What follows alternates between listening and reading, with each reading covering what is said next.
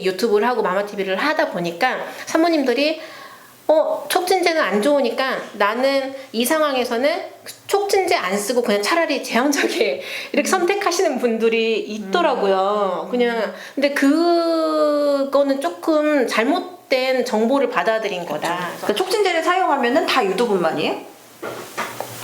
우선 이제 병원에서는 이제 자연 분만 안에 유도 분만이 있고 분만 촉진이 있고 정말 약물 안 쓰는 자연 분만이 이렇게 세 가지가 있을 수가 있거든요.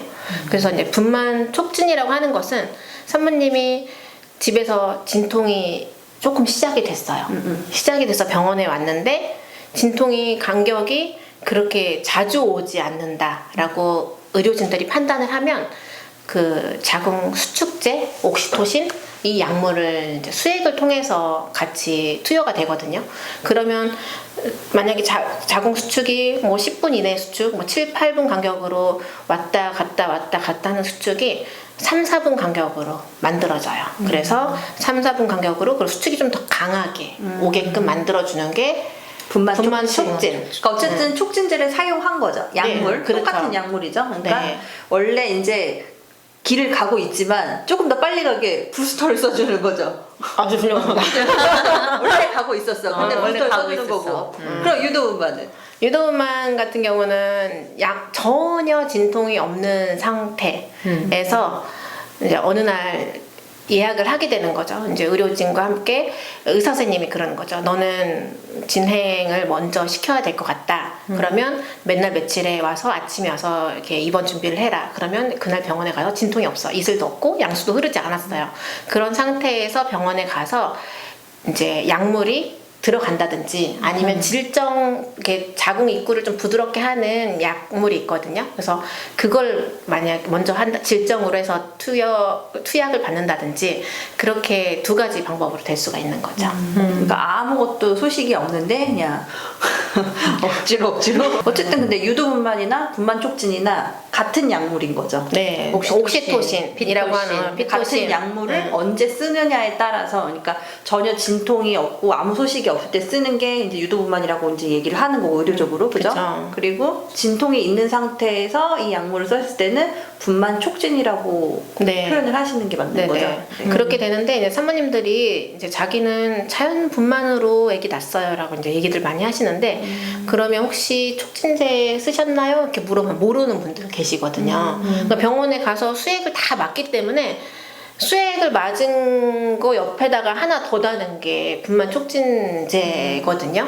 그래서 수액을 달고 있을 때 산모님 지금 진통이 약하니까 수액 하나 더 달게 해가지고 딱 달면 산모 입장에서는 자기가 그런 유도분만제 어떻게 보면 분만 촉진 자궁 수축제지만 유도분만 약제랑 똑같은 약제잖아요. 그러니까 그런 걸 맞았는지 조차 모르는 상태에서 그러니까 약간 정보가 너무 조금 들어간 거죠. 그러니까 그런 약물이 들어간다는 걸 상세하게 설명하지 않는다는 게 저희가 항상 말씀드렸던 병원 주사 내에서의 좀 문제라고 하는 거고 그래서 이제 이렇게 저희가 유튜브를 통해서 공개하고 있는 약물에 대해서 알게 되면 병원에 가서 새벽에 자기가 진통이 있어서 입원을 했어요. 그러면 아침 6시가 되면 보통은 의료진들이 와가지고 뭐 이제 오전 낮에 낳기를 원하니까 촉진제 좀 달게요. 수축이 너무 약해요 라고 말하면 자기가 그때 나는 안 맞겠다라고 의사를 표현할 수 있는 게 그 시기다라고 하는 거를 알고 계시면 좀 약간 편하실 것 같아요. 이 방송을 보시는 대부분의 분들이 이제 자연 분만, 자연 출산을 원하셨기 때문에 오시는 분들이 많다 보니까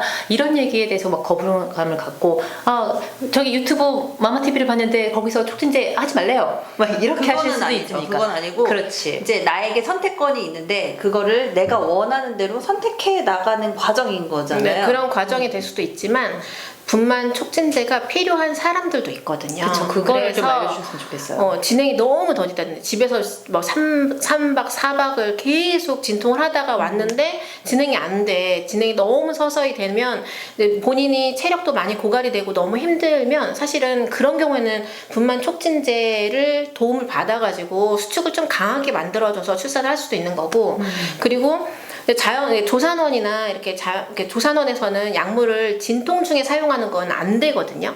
그렇기 때문에 자궁문이 다 열렸는데 정말 마지막 순간에 그 자궁문이 다 열린 상태에서 아기가 이제 그때 팍팍 좀 약간 수축을 통해서 내려가 줘야 되는데 그때 힘이 또 약하신 분들이 있어요. 근데 그걸 맨날 며칠을 또 기다릴 수는 없잖아요. 자궁이 달려있는 상황에서. 그렇기 때문에 그런 경우에는 또 다시 이때는 약물이 필요할 수 있거든요. 그러니까 저도 이 유튜브를 하고 마마TV를 하다 보니까 산모님들이 촉진제는 안 좋으니까 나는 이 상황에서는 촉진제 안 쓰고 그냥 차라리 제왕절개 이렇게 선택하시는 분들이 있더라고요. 그냥 근데 그거는 조금 잘못된 정보를 받아들인 거다. 그래서 필요한 상황에서는 촉진제도 하나의 선택 상황이 될 수 있고 그게 어떻게 보면 또 자연분만으로 갈 수 있게 하는 그런 상황이 될 수 있고 방법이 하나 될 수 있거든요. 그래서 그걸 썼는데도 불구하고 아기가 힘들어한다든지 아니면 진행이 너무 안 된다든지 그러면 그 다음 단계가 사실은 제왕절개가 되는 거죠. 네.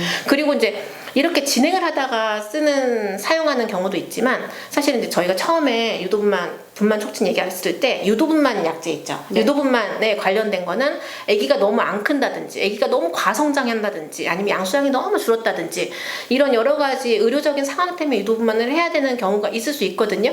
근데 또 이제 저희 얘기를 듣고 유도분만은 무조건 안 좋은 거야. 약물을 써서 낳는 것보다 차라리 나는 바로 제왕절개를 할래 해서 제왕절개 또 하시는 분들이 계세요.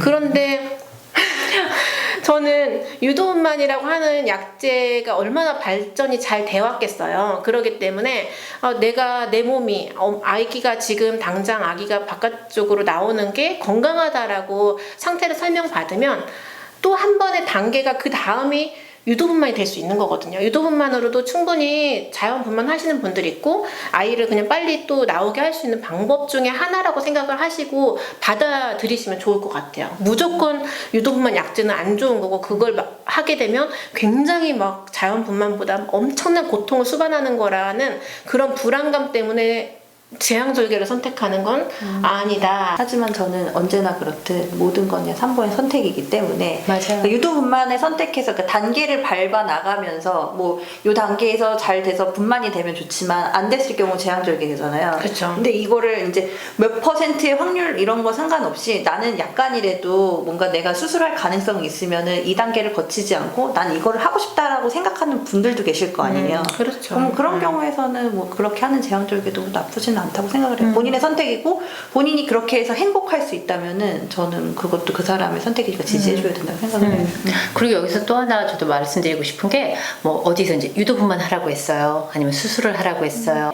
그 말을 들었을 때 그 의료진의 말이 믿기지가 않는다. 그러면 제발 다른 데 가서도 다른 그러니까 다른 병원에 가서도 좀 그런 의견을 좀 받아보셨으면 좋겠어요. 우리가 어디가 아프다 아니면은 어디에 뭐 장기 수술을 해야 된다 아니면 시술을 해야 된다 할 때도 한 군데에서 결정하실 수도 있겠지만 거기가 조금 약간 그러니까 뭐 못 믿는다기보다는 뭔가 다른 의견도 받아보고 싶으시다 하시면 다른 병원 가시는데 왜 출산에 대해서는 굳이 하나만 그냥 고집을 하면서 본인이 불안해 하시는지 그거 괜찮으니까 다른 병원에 가셔서도 만약에 상의를 해보시고 그거에서 본인의 이제 길을 좀 아니면 옵션을 좀 찾아가셨으면 좋겠어요.